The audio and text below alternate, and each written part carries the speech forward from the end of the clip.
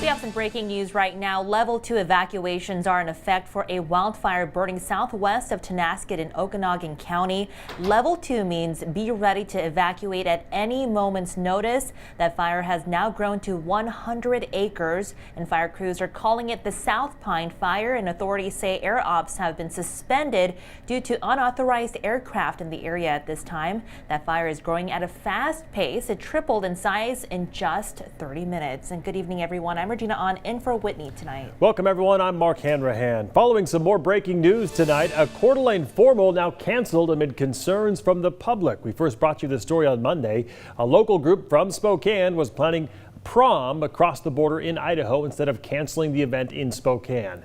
The event was expected to host 150 people. The organizer said, given the circumstances, it was best to cancel it at this time. He also stressed the event was privately sponsored and was not affiliated with any school or organization.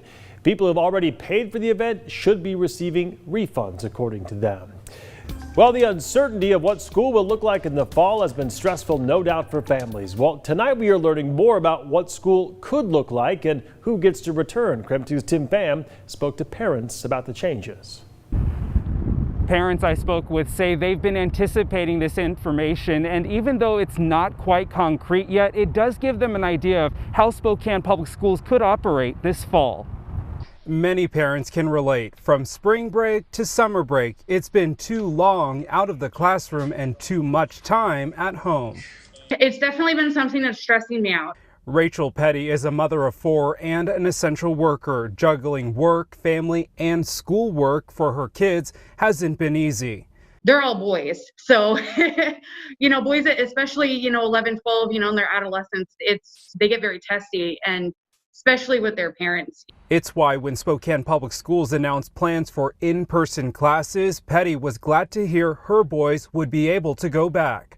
I feel like that, kids, they need to be in school. They need to be taught. They need to have that environment. SPS says K through 4 will meet in person, while all other grades will meet on an alternating day schedule. Classes will be limited to 20 students to maintain social distancing, but parents wonder if elementary age kids can even manage that. And I've been, kind of worried about, him keeping a mask on his face and, washing, frequently washing his hands and, just overall cleanliness. It's why families have the option to stay home. Dr. Anderson says every student will receive a laptop and access to internet. He understands not all families are ready to send their kids back to the classroom. If they're not comfortable with that, we're going to have a great online program, distant learning program that parents and students can take advantage of. This year, the phrase back to school brings a whole new meaning. No longer does it mean going back to a physical place. It's why parents are planning for wherever that may be. Just keep an open mind, try to stay positive, and definitely pre-plan for anything. Pre-plan for in-person learning, going every other day or every other week or, every single day, or pre-plan for that in-home learning. SPS says their goal is to have a recommendation by August 1st. Then the school board will vote on it on August 12th.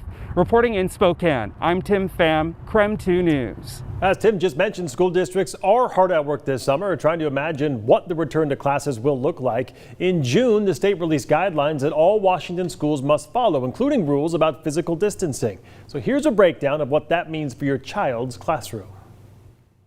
School is going to look different this fall. While the state superintendent's office encouraged a return to in-person instruction, Washington school districts are now working through whether they can actually do that and still maintain that 6 feet of physical distance that is required when all students and staff are seated. Spokane Public Schools has been experimenting with classroom setups. This is room 211 at Regal Elementary School. With 6 feet between each student, that leaves enough room for 21 students in this classroom. In room 107, a blend of tables and desks, but still only 21 students can fit in the classroom. And smaller rooms like this portable at Arlington Elementary fit 20 students. And notice in all of these photos, most additional furniture like file cabinets, work tables, or bookcases have all been moved out to make space. One possible solution, Spokane Public Schools is looking at turning art, science, and music rooms into general classrooms. Even cafeterias might be converted to temporary classrooms. This really is going to be our best defense. But now that the governor has issued a state order requiring masks, is 6 feet of distance still the expectation? And the answer from the state is yes. And neither masks nor plexiglass barriers will change that guideline. So what about lunch? Spokane Public Schools is still exploring whether it can use school cafeterias for lunch period. At some schools, students may actually eat in their classroom or even in the hallways. Now, the district is also looking at a bagged meal model. And buses? Yes, buses can run and at normal capacity, even without 6 feet of social distance. But school districts are being asked to consider strategies to reduce the number of kids on a bus, like encouraging walking or biking, or asking families to pick up their students. And one of the biggest challenges for Spokane Public Schools is just tackling how to reduce class sizes to just 20 or 21 students in order to maintain that 6 feet of distance. The school district is looking at a number of different scenarios, including rotating schedules, which would mean that students would not attend in-person classes 5 days a week. There's a lot to follow, and for more information on heading back to school in the fall, just text the word schools to 509-448-2000 and we'll send you a link with the very latest information. All right, let's get a quick look at weather now. It was yet another hot day out there, and tonight we could even see some lightning. Tom Sherry joining us now. Tom, does this mean there's an increased risk for fire danger out there? Yeah, absolutely. As we get the lightning developing in the overnight hours and again tomorrow morning, especially in north central Idaho, southwestern Montana, it is really a large risk, high risk of lightning related fires. We'll keep our fingers crossed that does not happen. And again, just because they don't happen in the Spokane area, remember, we get the smoke from the other states, so we really want to hopefully not have that happen. We are at 89 degrees right now, so that was the high temperature so far today. So we didn't quite get to 90. We'll see if we warm up a little bit, another degree in the next half hour or so. But as you can see, we're still at 89, so cooler than yesterday. So the best chances of seeing that those isolated lightning storms, southeastern Washington, north central Idaho, and then into areas of western Montana. We only have a 20% chance of seeing isolated showers here in the Spokane area. We'll look for an overnight low of 60 degrees, 86 tomorrow. We'll see plenty of cloud cover. Now our viewers to the west of Spokane, central Washington, you're going to get sunshine all day. We're going to get clouds at times tomorrow, and then I think towards the end of the day, we'll get back into the sunny skies that we're enjoying right now. For the weekend, I've got temperatures pretty comfortable on Saturday with a high of 84 degrees. Should hit 90 though on Sunday. When I show you my 10-day forecast, lots more 90-degree temperatures in store for us next week. Details on that coming up in about 10 minutes. Sounds good, Tom. Thanks so much. Well, new here at 6, Kootenai County has started a new campaign aimed at stopping the spread of the coronavirus in North Idaho. The Wear a Mask campaign is hoping to remind both students, residents, and visitors to wear a mask to stop the spread of coronavirus. They'll be handing out these signs and creating billboards that say "Stop the spread, wear a mask" in Kootenai County. There have been ongoing conversations between community leaders about a potential mask mandate.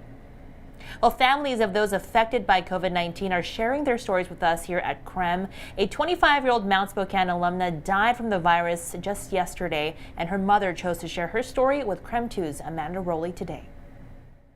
At 25 years old, Aaliyah Marsh had her whole life ahead of her.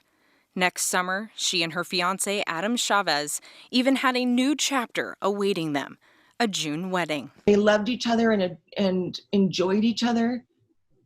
And I'm just so thankful that she had that. Aaliyah's mother, Jacqueline Porter Martone, describes her only daughter as a lovable person. She says last week, the Mount Spokane alumna and her fiancé tested positive for COVID-19. They had only mild symptoms at first. She never said that their symptoms got any worse. I mean, I kept in touch with her by text while they were quarantining, and she just didn't give any indication that she was anything other than just, tired. But over the course of the week, Aaliyah's symptoms worsened. Yesterday, it became difficult for Aaliyah to breathe. Her fiance contacted me to say that she needed to go to the doctor and he couldn't take her because he was positive. He gave her the phone so I could talk to her, but he told me that she couldn't talk. And I thought, what do you mean she can't talk? I thought they were just being dramatic, to be honest. And so I just said, okay, I'll be on my way. But before I could leave the office, he texted that she had fainted and she wasn't breathing and that the paramedics were there. And I wanted to just go to the hospital that they were going to take her to, but a friend started driving me up to North Spokane to her apartment, but I kept waiting for that text to tell me what hospital they're going to so that I could go there. And I swore I was going to see the ambulance coming down Division. I could not understand what was taking them so long to get her in an ambulance and get her to a hospital, but they never, she was deceased when they arrived. The last time she saw her daughter was 4th of July, making plans for the wedding. We were making the lists of, things we need to rent and people we need to hire and, even talking about the music and the playlist. And so, yeah, she has her dress already and her veil. I'm not someone that didn't believe in it. I've been someone that wears a mask, but I was not the least bit concerned about catching it. And I was not concerned when Aaliyah was diagnosed with it and her fiance. I was not worried at all. I even texted my friends that this is going to be no big deal. So I just think to know that it is a big deal. And not only that, but it turned so quickly. Aaliyah's family will hold a small funeral for her. She will be buried in her wedding dress. She just couldn't wait for the day that she would get to wear it. And Adam deserves to see her in it. And her father deserves to see her in it. It's easy to talk numbers, to give you the latest COVID-19 data. It's not easy to share the stories behind those numbers, and even more difficult for the families to share their firsthand experience with this virus. We do not take their stories of heartbreak lightly. And that's why I wanted to take a moment to thank Jacqueline and other families who are coming forward to share these experiences. Because it's not easy to talk about, we commend you for your strength to being open and sharing this story so that other people will know how important it is to take this virus seriously. Amanda Rowley, KREM 2 News.